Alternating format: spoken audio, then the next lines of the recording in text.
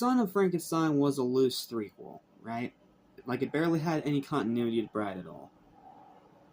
Well, how do you think I feel about a sequel of another series that has pretty much no connection to its original, that starts its own series within a series?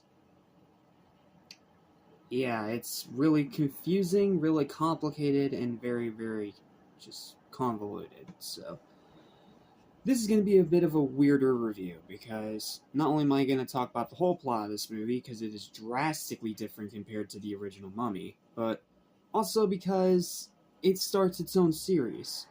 Because every Mummy film from here on out, excluding the Abbott and Costello movie, all focus on this one mummy, even if after this film is played by a different actor.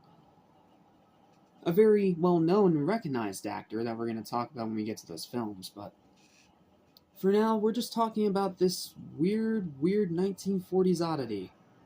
So, let's get through it. And the reason why I'm talking about the entire plot this time is because this movie has pretty much zero background info whatsoever.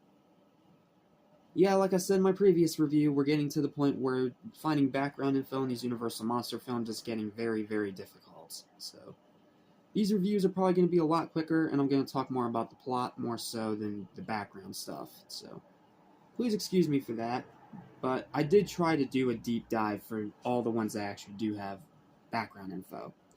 This is one that does not, so instead I'm going to tell you all about the plot and some very minor stuff. So, what's up, what's happening, what's going on, everybody? Welcome back to Mission Station, which is for anything and everything animation, including TV and movies, and especially monster films. I am your host and monster fan, Jackson Small. Welcome back to 31 Days of Horror Monster-Mania. Let's take a look at the 1940 black and white horror film, The Mummy's Hand. The one that starts a series within a series following a completely different mummy, and is the literal blueprint for what would later become the slasher subgenre. Yeah, this is where Freddy and Jason and all those other slashers got their inspiration. Kind of. Very loose inspiration, but inspiration nevertheless. So, very little background info on this one, so I'm just going to go through the little bit that we have and then go straight through the plot. And it's a pretty lengthy plot, but it's a very odd plot. I'll do my best to explain, but this is a very long and very weird review, so just prepare yourself. The Mummy's Hand is a 1940 black and white horror film produced by Ben Pavar for Universal Studios, thus why it's part of the Universal Monsters pantheon.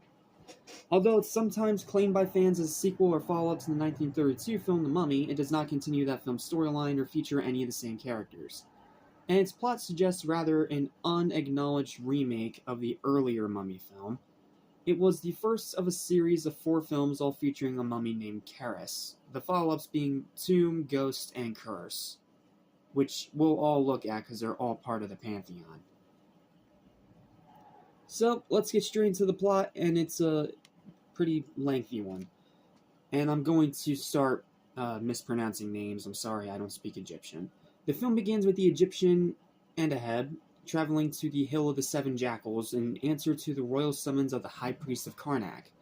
The dying priest of the sect explains the story of Karis, here played by Tom Tyler, but later played by a different actor that we'll talk about when we get to the other movies, to his follower. The tale closely parallels that of the original film, except that Karis steals the sacred Tana, leaves in a hope of restoring life to the dead Princess Ananka. His penalty upon being discovered is to be buried alive without a tongue, and the Tana leaves are buried with him. Thus why he is a silent, mindless killer for the rest of the movie.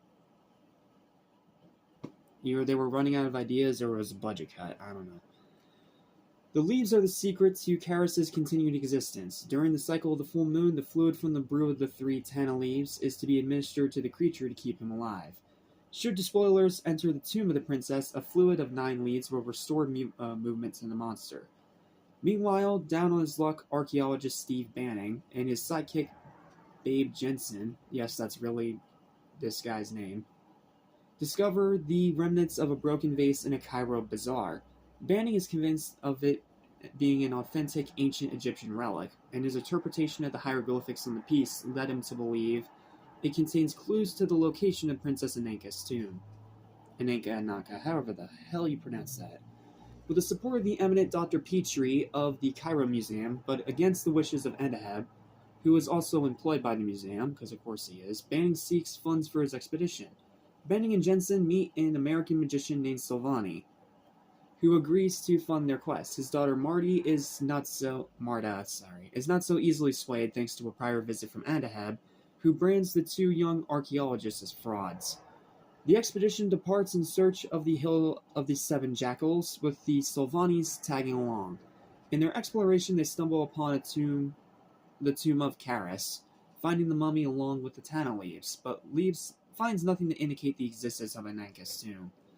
Andaheb appears to Dr. Petrie in the mummy's cave and has the surprised scientist feel the creature's pulse.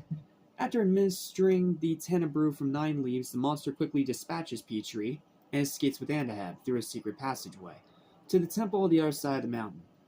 Yeah, you know how Imhotep was pretty much his own creature throughout the entire original mummy, and how his quest was a lot more, complex. Here, this mummy, throughout the entirety of this other mummy series within a series in the Universal Monster Pantheon, is a mindless brute controlled by Andaheb to kill people. How's that for a downgrade?